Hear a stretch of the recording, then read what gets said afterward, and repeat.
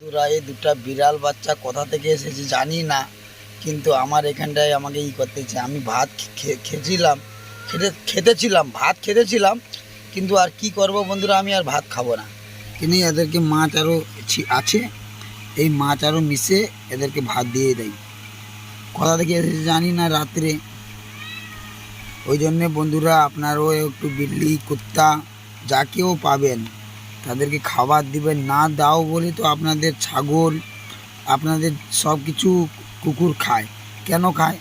কুকুররা পাগল হয়ে যাচ্ছে, সবাইকে কামড়াচ্ছে। ওই জন্যে বিড়ালাদেরকে খাবার দিতে হবে, বুঝেছো বন্ধুরা? আসো আসো আসো আসো আসো আসো আসো, খাও খাও খাও, খেয়ে নাও। আসো আসো আসো আসো, খাও, যাও।